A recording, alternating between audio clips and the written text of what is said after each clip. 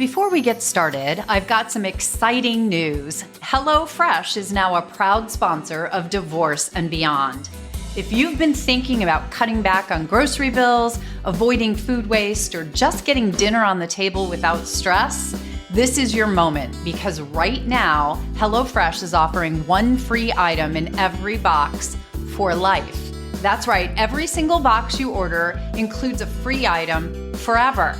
And just to give you a taste of what that looks like, get it, taste, I got pineapple upside down cakes in my first order. I originally discovered HelloFresh during the pandemic, and I fell in love with learning new recipes and expanding our dinner routine. I let it go for a while because, hey, I live in Chicago with world-class restaurants on every corner, but with today's rising costs, HelloFresh is back on my table, and I'm so glad it is. So if you're ready to save time, money, and dinner, go to divorceandbeyond.com/HelloFresh and sign up today to grab that free item for life. You can also find a link in the show notes or divorceandbeyond.com/HelloFresh. And now let's get into today's episode.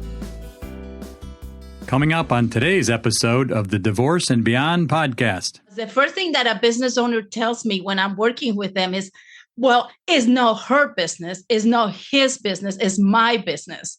So I'm like, okay, yes, on paper, you are the business owner, but that business is part of the marital estate, which will be divisible in your divorce. So you can keep saying it's your business, and yes, it's your business, but is a divisible asset, and you're going to have to calm that emotional down and figure out how is the best way to work with this business.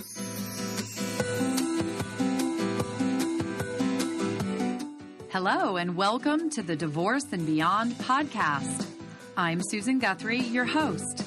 As a top divorce attorney and family law mediator for 30 years, I know what you need to know to get through your divorce, and most importantly, how to move beyond it to thrive and transition to your new future.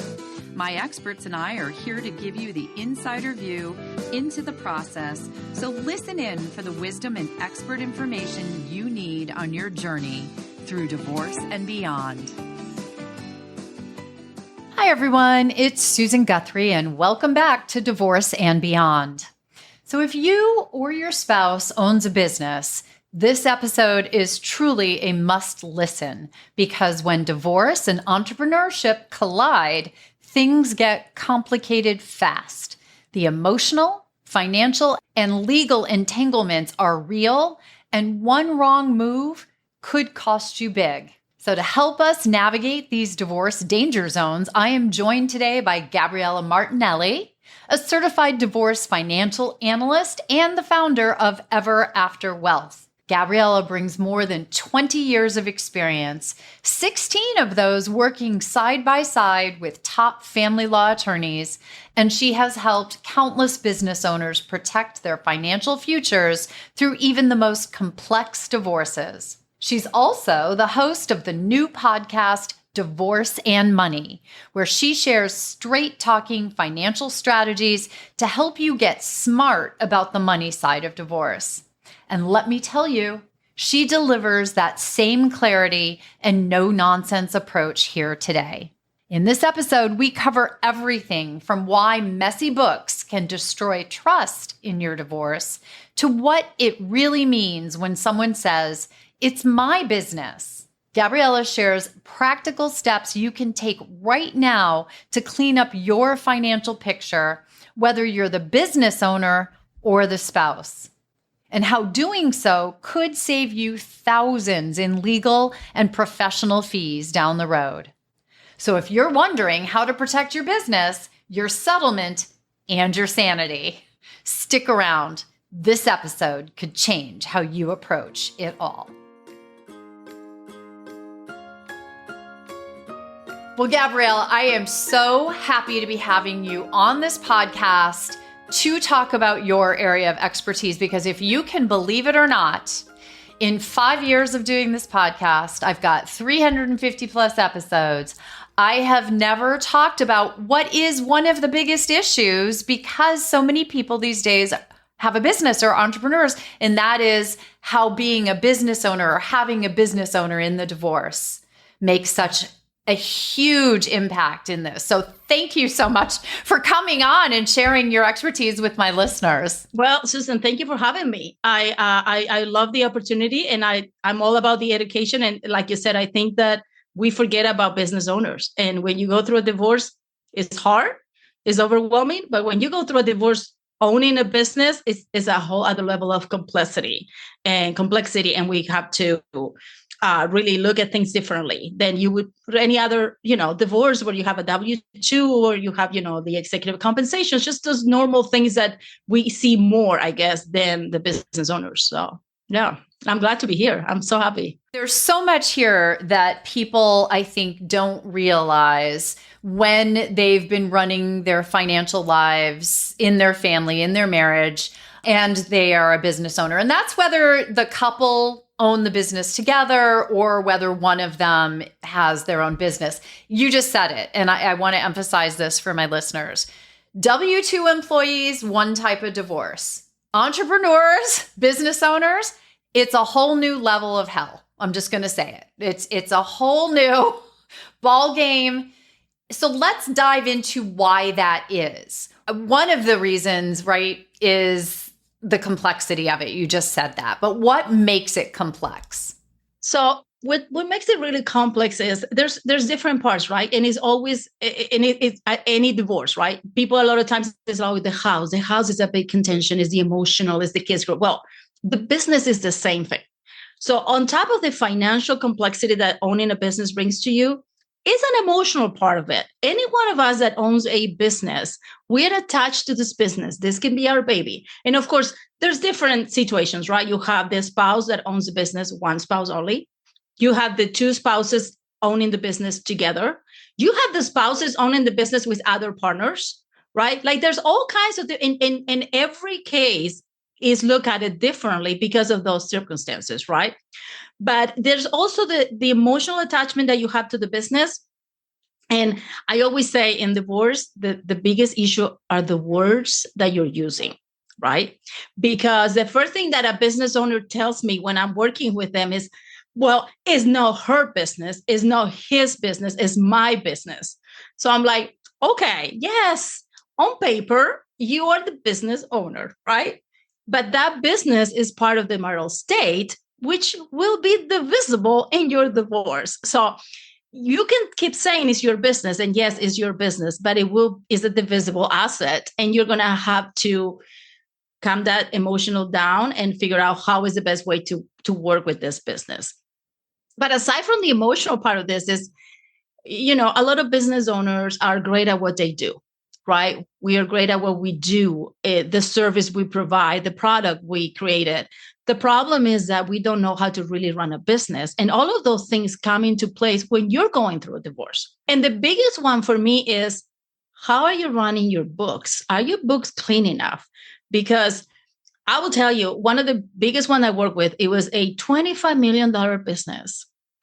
They were running every single family expense through the business on top of the business expenses. I thought I was going to have a car attack when I'm looking at that. I'm like, oh my God.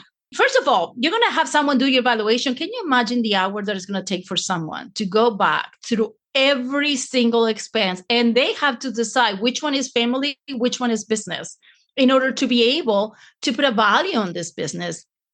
Is very scary and creates all other set of complexities, because honestly, the first thing that it creates is more distrust, right? You're going through this process with your spouse. You're already distrusting anything they say, right? And on top of that, then you have a book where I'm like, wait a minute, there's a mortgage, there's this lunch and this going out, and is the vacation and the phone and the health insurance and the car insurance for the kids' cars. Like there's so many things that come into that. And the first thought is, okay, what are they hiding, right? You have the spouse that is not attached to the business thinking they're hiding. And then you have the spouse that owns the business that is taking that position that they're offended by it, that I'm not hiding anything, which you may not, maybe you did, maybe you don't. But the problem is that there's no clarity. Nobody is going to be comfortable making any type of decisions during this process.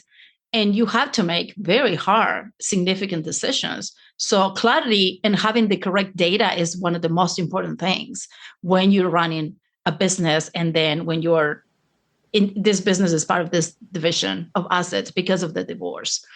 So that's one of my biggest ones. Well, let me ask you, because you said something there at the beginning that I think is really hard to understand if you're the spouse who doesn't run the business. And that is, and I've seen this countless times over my career, but so you have a spouse who's not involved in the business. Let's talk about that particular situation here. And you mentioned a lot of times when people have a business, they're really good at what their business does, right? But most often what their business does is not financial services. Like you're in a business and financial services is your business. I bet your books are great. I bet if you got audited or were going through a divorce, your books would look gorgeous. Like the accountant would be like, this is a dream. That happens in 0.0000000% of divorces, right? Most of the time you've got someone who sells widgets or they sell their services, but their services are something totally different than this. And their books are frankly a mess. I mean, you've referenced this phenomena that so many self-employed people do where they pay everything out of the business, everything out of the business. But there's a lot of different ways that people can mess up their books. So when you talk about cleaning up the books, what are the most important things to do? I mean, if you're a business owner and you've been selling widgets and you know your books are kind of a mess, what do they do to clean it up? How does this happen? How does this work? So to start with, stop paying family expenses through the business. You have got to have a plan, and you can get a CPA, you can get a bookkeeper, that they will help you understand that you cannot run your insurance, your grocery store, your internet in your home. That cannot be paid through the business. You have got to identify all of those expenses that are actually family expenses and take them away. Yes, you have to have better tax planning going forward, but you have to do that because if you don't do it, somebody else is going to do it for you, that they probably don't understand your business 100%. And they also don't understand your family dynamics, right? For those that like me that do lifestyle analysis, if I go to a business bank account and they have all these weird things, how do I know? How do I know that that dinner was not your grandmother's birthday dinner, that you took all the family and it was actually your COIs or your team in the business that you took out to dinner to celebrate something, or it was some kind of team activity? I don't. Nobody does. So if you're not aware of how your business is running and which expenses are truly business expenses, that is a problem because you should be able to answer these questions. So the first thing, if you're even considering, if you're thinking that this may be what happens to you one time in 5, 2 years, 3 months, go look at your books and make sure that your family expenses are paid through your account. You're transferring money, you're doing your W-2 income from your company, or you're doing distributions, but you're not paying your mortgage on your family home from the business account. This is literally so basic. You know you're paying your mortgage to X lender. That account has to be paid through your personal account. That's like immediately. You have to change those things. That's the best way to start. Simple. Separate your family expenses from your business expenses, because if you don't do it, somebody else will, and probably they will be wrong. And probably that will create a lot of other issues down the road because it's going to cost more money and it's going to take more time. And you're not going to have the same leverage. Like if your books are clean and you're open and you're just like, hey, here are my accounts. This is family. This is business. There's nothing else. It actually helps you to the negotiations, to the conversations. There's nothing weird to explain. There's nothing that looks suspicious because it's there and it's clear and it's easy for a professional to understand and identify. You are the only one that can really make those changes, honestly. So that will be the biggest one for me. Like just start separating your finances The business is an independent thing. It's a business. It's a different structure. It will be part of your division of assets. It will be part of your marital estate. But in itself is one thing that has to work on its own with the expenses, liabilities, and earnings that are attached to the business only, not to your personal, because that's where everything starts getting all super complicated too. It does. And I've seen that. And I will say, I think your point here about getting it cleaned up ahead of time before the divorce process is underway is a really critical part. And I'll tell you, in the many years that I've been doing this, not too many people actually take the time to do that. And I know divorce just happens to us sometimes, right? Like it's not your decision. But if you are the business owner and you are thinking about getting a divorce, get a bookkeeper in there or get an accountant in there to start cleaning things up. And as you just said, prophylactically, start doing it the right way going forward. Because really one of the biggest negatives, I think, is yes, more time, more money, all those things. But the dicey trust situation that's going on in a divorce already anyway is further undermined when this all goes on as a part of the divorce process. If you start doing it the right way pre-divorce, then there's less, as you said, to explain. Correct. Because the numbers don't lie. See, that's the beauty of numbers to me. The numbers don't lie. They're there. You can put them in a spreadsheet. You can show them. You can explain them. But if you cannot, that's where the problem starts, right? Because nobody can make any decisions if they don't have all the information. And if the information is confusing, they were never going to believe they have all the information to begin with. And it's interesting you said that, because I have a program that is called Is Your Business Divorce Proof? A lot of people say, oh, you're promoting divorce. I'm really promoting divorce. I'm promoting security and clarity. You pay car insurance for years and years and years and years, right? You may not see a dime back because it's in the event of you having an accident, right? Same thing. You can protect your business. You can get everything ready just in case. If that happens, it makes things a little bit easier in the end, right? A little bit easier. Still not going to be as easy, but at least it's going to be clarity.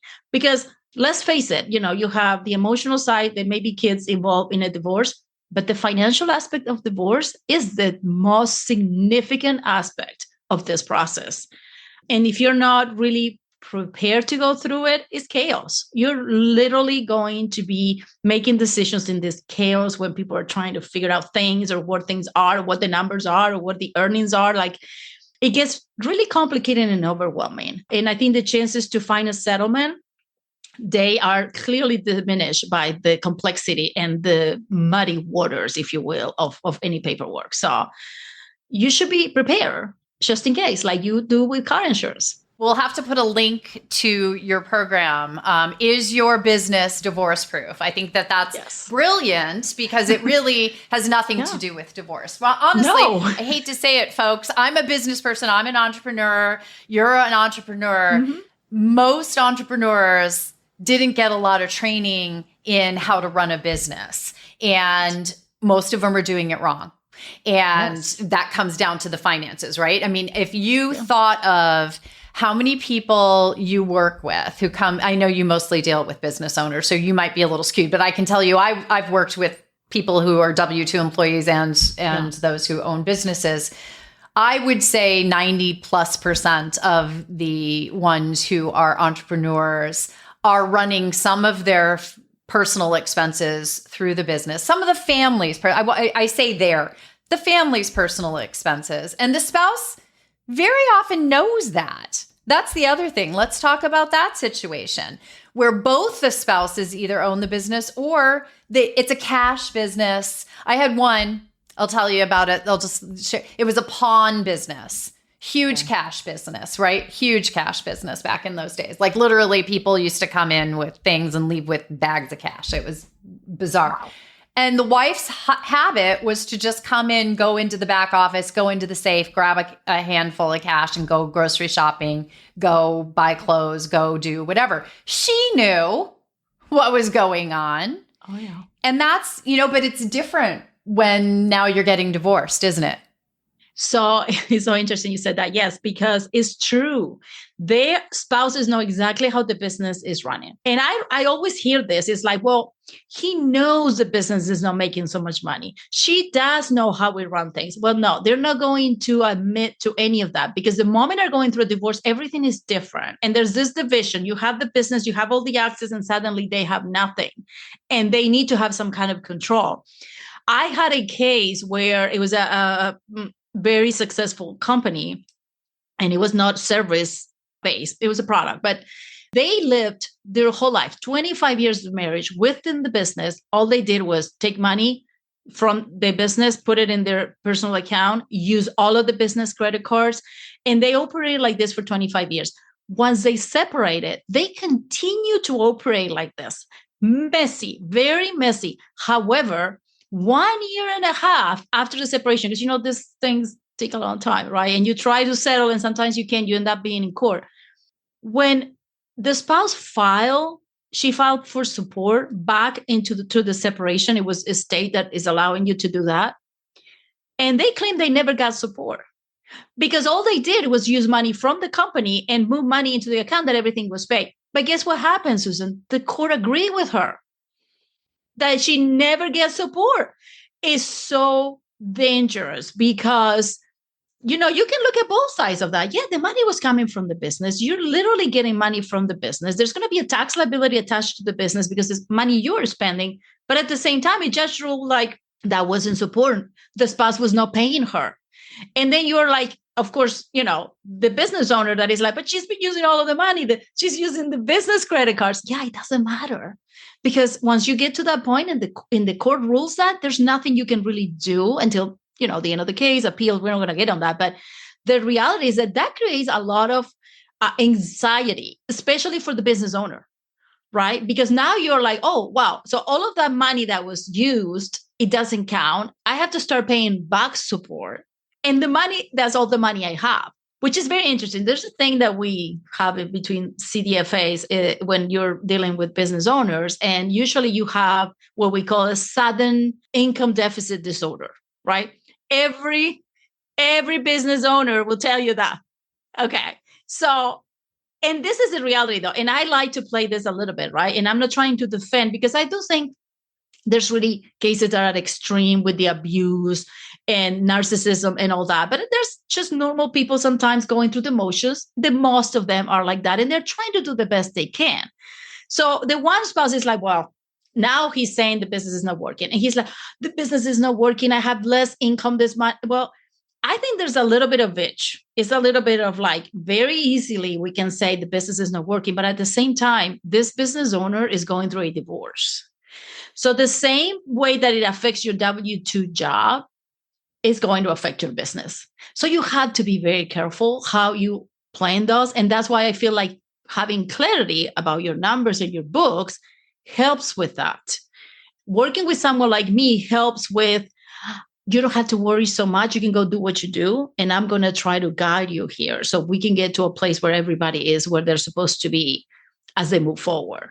Because I think it's a reality. There's anxiety on both ends and it affects the business. It will affect the business one way or another. And it's something that I feel like it should be taken into consideration as well.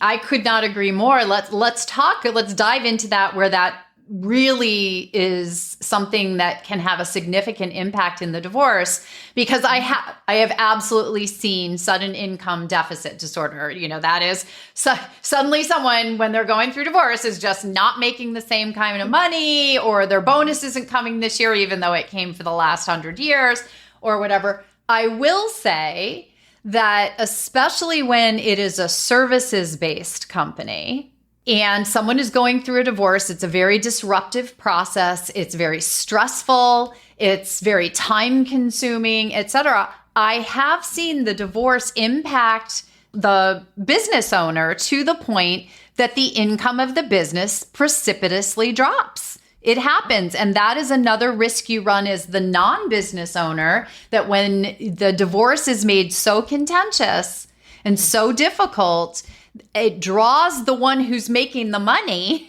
in the business away from the business. 100%. Do you see that as well? Yeah. Yes, I see it all the time because it is a reality. You are going through a process. Imagine this, because you're the business. Now suddenly you had to produce all these documents that, again, most business owners don't even pay attention to those documents. They don't know what the documents are, what they are, where they keep them. Like, they're talking to CPAs, they're talking to their bookkeeper, like, we need to get the things. It's an anxiety. And there's a lot of responsibility, especially if you have a long-term marriage that actually lives off the business. That person has a lot of responsibility because, like I said, we do have the extreme cases when we have, like, they don't want to pay support or they don't want to support their spouse, but most of them are individuals that want to do the right thing. They just don't know how to make it work. And because they are feeling the anxiety that is affecting the business, it's like a circle, right?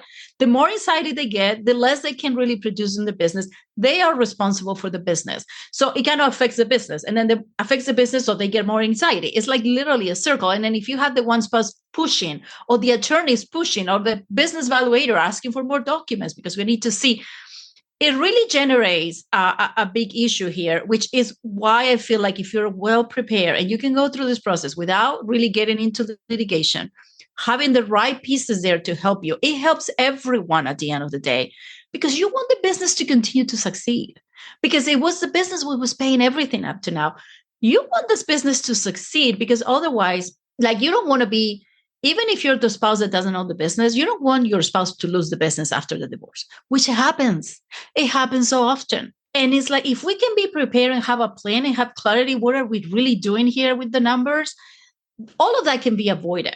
And everyone could be in an equal footing, if you will, financially, right? Because that is the goal. That is my goal. It's like, let's do things in a way that we can all find out what is exactly that each party needs, so we can move forward, they can move forward, and nobody loses their home, nobody loses their business and their livelihood. They don't have to start over. And I think it's doable. It's just, you have to come to the table, and you have to come with clean books to start with, and an open mind of, hey, yeah, I grew this business, but he was at home, she was at home.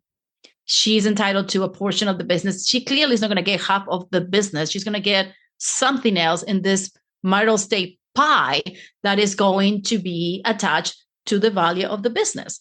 But you have to be able to reduce your emotions and your attachment. And I think that that's the biggest part. And the more conflict that you find, the more that you're going to be attached to the thing, whatever that thing is. In this case, in my case, with most of my clients as a business owner, I work with a lot of physicians. They own their medical practices. And of course, their first thing is like, well, if I don't work, the practice doesn't exist. You're right. But guess what? In most of the state, goodwill is marital property. So that goodwill that you bring to your business is going to be divided. And of course, nobody wants to hear that. That's the person, like, that's literally with physicians, that's them. Like, they are the ones.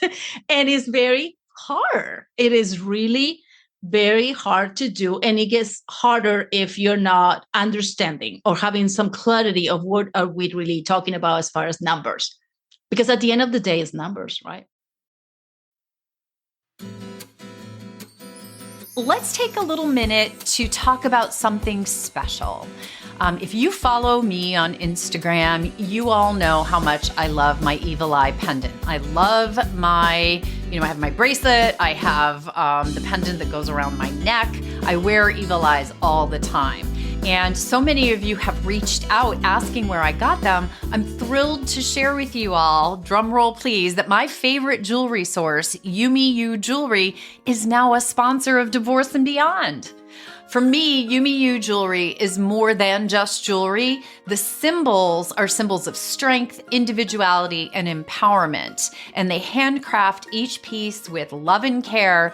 And so they are designed to help women stand out and embrace our unique personalities. So whether it's an evil eye, like I have chosen for protection, a hamsa for faith, or any other meaningful symbol, their pieces offer beauty and inspiration even during these tough times like divorce. So here's the best part. Yumi You is giving my listeners an exclusive discount if you use the code BEYOND, that's BEYOND, all caps, at checkout. You'll get 20% off your order. 20%. So if you're looking for a meaningful piece to keep you inspired or to protect you during this difficult time, visit divorcebeyond.com/YumiYu. That's YUMIYU. There will be a link in the show notes. And treat yourself or treat someone you love to something special. You deserve it. Now, let's get back to the second half of the show. You raise a really important aspect that I think is so hard for people to understand when there's a business involved. And your doctor's practice analogy is a great one. Some states do value goodwill, some states don't. Oh. So it really, that would be a question for your attorney and your state law. But there's the concept of double dipping. Right? You're smiling for those of you who can't see Gabriella, because I'll tell you, as financial professionals, as lawyers, this is the hardest thing to get across to clients. So I'm just going to throw this at you. How do you explain this concept of double dipping to the client on either side of the fence? So it's very hard for them to understand. And this is what makes it harder. You have the two different type of business owners. You have the ones that pay themselves a salary, right? So those are a little bit less complicated. You have a W-2 income. That's income. They may be business withdrawals, owner withdrawals. You get distributions. That is attached. But then the problem we run here is, if you're the business owner, you control your distributions. So if for 5 years you've been giving yourself your W-2 income and $50,000 as distributions, and you suddenly say, oh, I'm not going to give myself distributions, that raises a red flag. Like, why? Right? Because that's where you go. So that is one part of things. And the other part is the business valuation. So when you do a business valuation, your business valuator is going to take that into account, right? Because the money that is made within the business is going to contribute to this valuation, this value we're going to put in the business. Those distributions are going to be considered income for the business, but they're also going to be considered income for you. The way that I try to explain that is like, let's look very detailed about this business valuation, because we need to see how much weight that income was given, right? Because if you think about it, the W-2 income is an expense to your business, but you're getting a break in your taxes. So that is considered in the business. So your W-2 income is going to be your income, whether you like it or not, even though it's considered in your business, because it's considered as an asset on your business. And that is also considered as your income. Two separate things. It's very hard for them to understand that. And the easiest way that I do is that I put the numbers on a spreadsheet. Because when you show them the numbers and we explain the business valuation, so this is my biggest concern usually with my clients, is the lack of understanding of what is really happening to their business, or how the business is looked at by the court system, their attorneys, the financial experts. I have had clients that came to me after 3-4 years going through this process with businesses, and they don't understand. They're like, I don't know what's happening. They gave me this valuation. I think it's wrong. Of course, my business doesn't have that kind of value. I'm like, okay, well, let's look at it. Let me look at it. And I will try to find holes if there's any, and we can try to adapt this and talk to your attorney, see where we can challenge a business valuation that is done by the other expert or your own expert sometimes. But the reality is like, they don't understand how the calculations are done, because these experts do not talk to them. Right? An attorney will hire an expert to get a business valuation. These experts will not talk to the clients. And that's why when I usually people say, do you work with the attorneys? I work with the attorneys, but my client is the client. Because that's the individual that needs the help understanding. I will help the attorney with the strategy, but I want my client to understand why things are happening. And I understand, yes, this big double dipping is not as simple as saying, well, yeah, this is double dipping because you're getting this distribution and is also considering the income of your business and is taken into consideration to value the business. Well, no, there may be ways that we can work through this, but we need to look at each specific case, your circumstances, and see how we can change that in a way. Because a lot of the time, Susan, it's not just about that. It's about if we need to pay the other spouse, significant amount of money because of this business, well, that's going to be a problem. Where is that coming from? Is it going to be coming out of your income? Is it going to come directly from the business? Are we going to take into consideration any tax events that is going to have to do with the money? Because the spouse receiving it probably would not be taxed at any point because it's coming from the division, but the spouse that owns the business potentially has some kind of tax liability. So I explain it as in, depending on your case, looking at your valuation, looking at how your income works, how it has worked the last 5 years, because that's the other thing. I'm sorry, I need to see 5 years of documents. And because of 2020, I need to see 6 years now, because 2020 was like, I don't even know. Business did great. Other business did horribly. Like, it was so weird. And I'm like, I can't really come up with an understanding. It's a true aberration, right? Like Yes. we haven't dealt with. I'm old enough to have been around during the mortgage issues in Me too. 2008, Mhm. 2009, right? So Yes. there were actually like people who had sudden income deficit disorder during those 2 years. Well, guess what? It actually, It was they had a real. very good reason for it. It was real. 2020 is the same thing. And things like, you do have to measure that suspicion you might have about why your spouse's income suddenly went down against the world that we live in. I just did that episode about we're living in a world of great economic uncertainty these days. And so there's a lot going on. Now, one thing I don't want to leave the episode without mentioning is you have launched your own podcast that will have all kinds of topics that those who find this episode interesting, I want them to go running over to listen. So tell us about your podcast and some of the current episodes that they might want to go listen to. So very interesting. It's called Divorce and Money. The few episodes that are out, I talk about how I work with my clients, how more I do is more education than anything.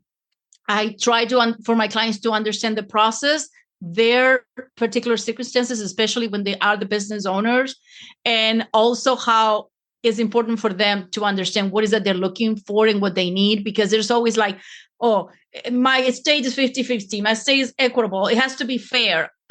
What is fair? All we want is for both spouses to be going on equal footing as they move forward, whatever it is that they're doing. And fair is so subjective. I hate the word fair. What is fair? And I have an episode that is out with one of my clients. It was a former client. She agreed to come on anonymously. She's a business owner. She was a breadwinner. And she went through the process with me. We went through the process. So that one is a really good one because she is a business owner. She's thriving now, but the process was so hard for her because of the business, because the business was her baby, because she felt it was only hers. And one interesting thing about that she says in the episode, we always talk about this, is we were a mediation, which we resolved it. She got everything she was hoping to get, but 7 or 8 hours into the mediation, you know how those things go. She has a great attorney. We had a great strategy. We were going great. Mediator did a great job. But at some point he comes in and he says he wants X from the business. And my client lost it. I had to, let's have a minute, because it's a word. He's not going to get anything from the business. He's not going to go take the computers, the laptops, or anything. Like, he's getting that amount of money out of the marital estate. You call it whatever you call it. But the words, especially for business, because she said she could not. You know, when you say, don't react.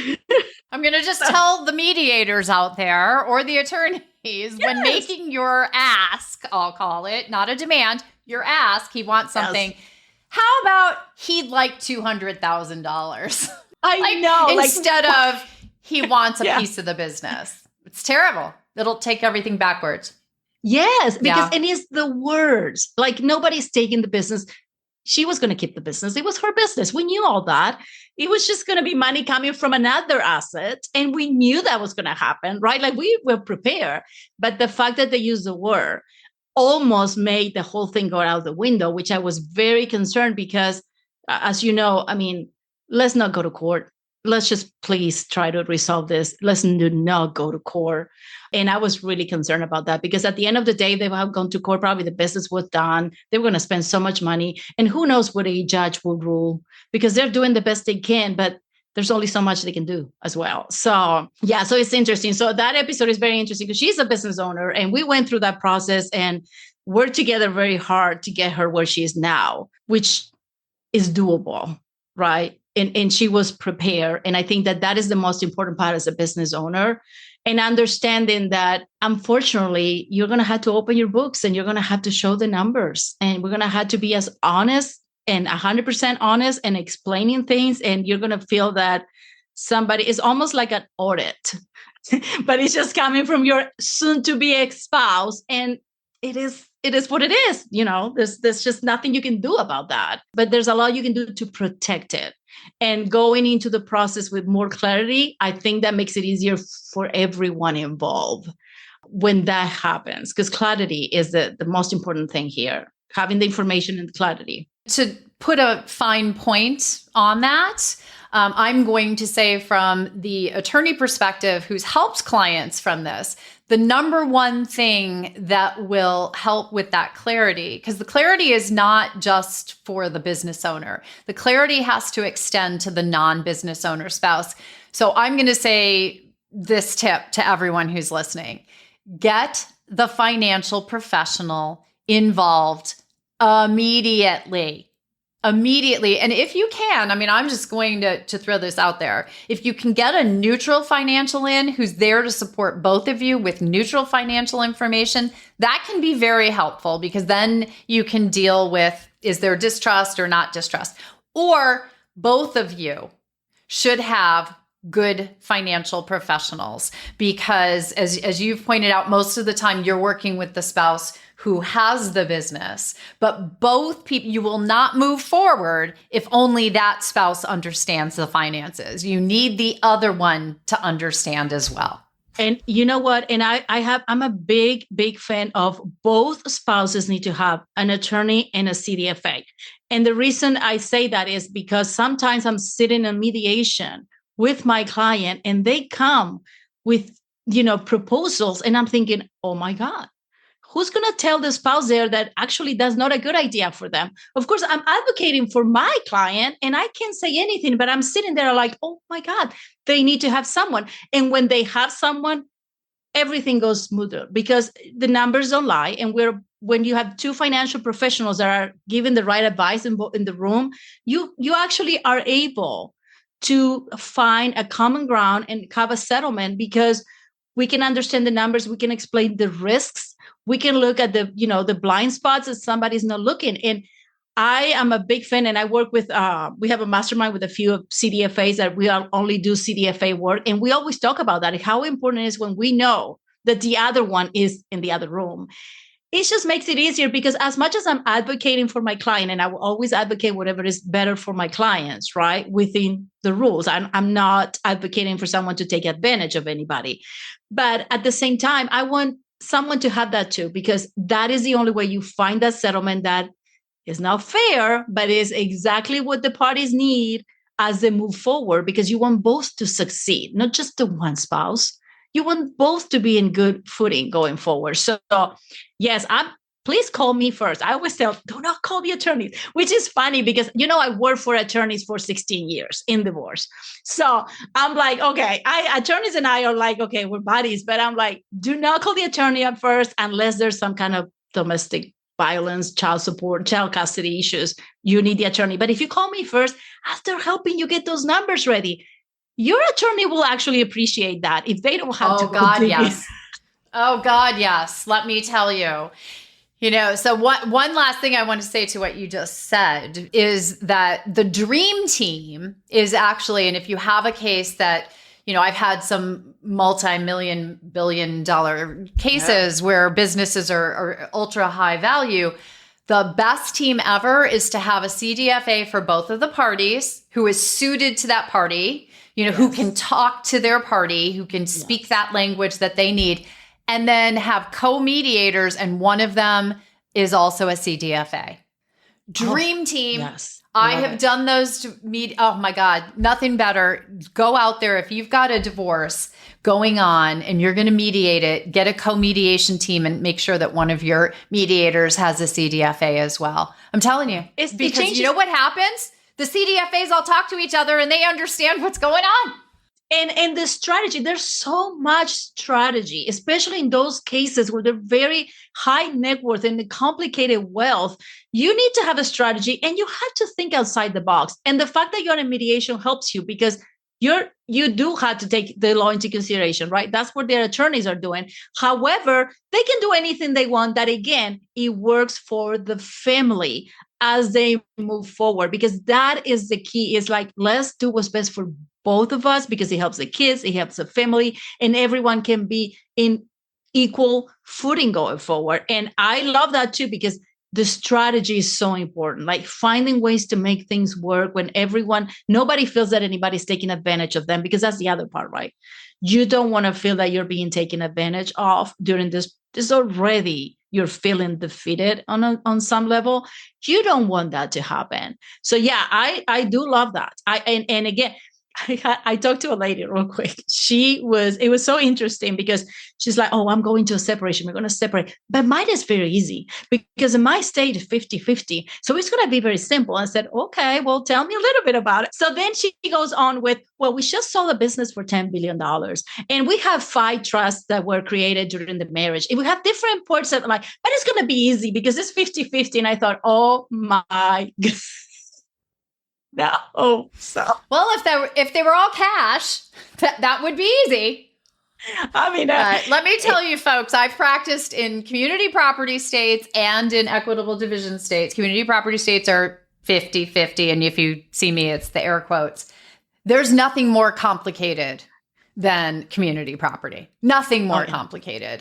Give me an equitable division state any day.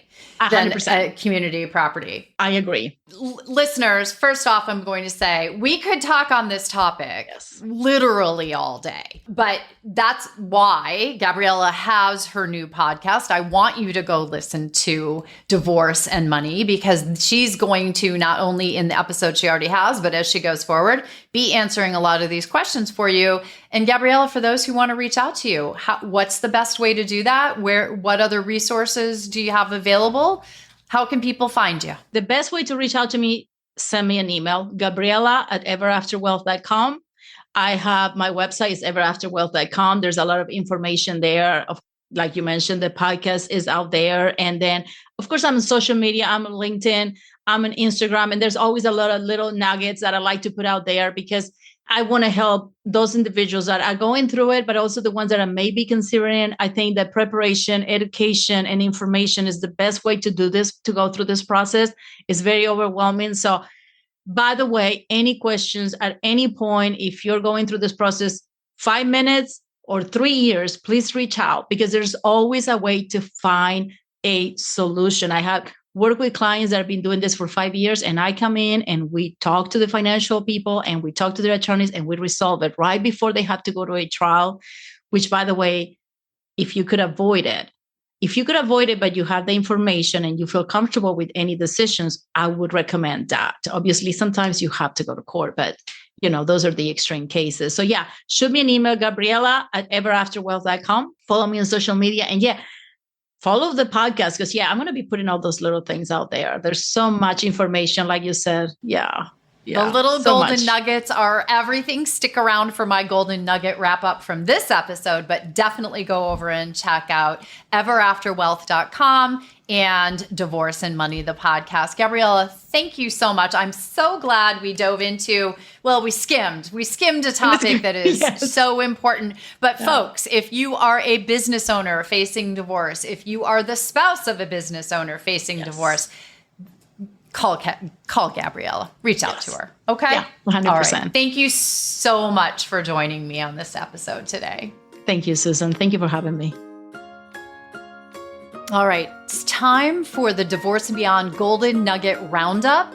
Those key takeaways that you don't want to forget from this episode. First, if you are a business owner or if you're divorcing one, the financial complexity is real. This isn't just about numbers. It's about identity, emotion, and assets that are often poorly documented and deeply misunderstood. Second, Gabriella drove this one home. Messy books equal messy divorce. Running personal expenses through your business might seem like a tax strategy now, but it becomes a divorce disaster later. Clean up your books before you file, not after. And third, clarity is your superpower in this situation. Whether you are the business owner or the spouse, you need accurate, transparent financial data so that you can make sound decisions. And that more often than not means bringing in a professional like a certified divorce financial analyst early in the process, not just before court, but ideally before conflict. If you want more of Gabriella's straight shooting advice, and I know you do, be sure to check out her new podcast, Divorce and Money, available now on all major platforms, and visit everafterwealth.com to connect directly with her and access her free resources. Thank you for listening, and remember, the business may be yours, but the smart strategy is shared.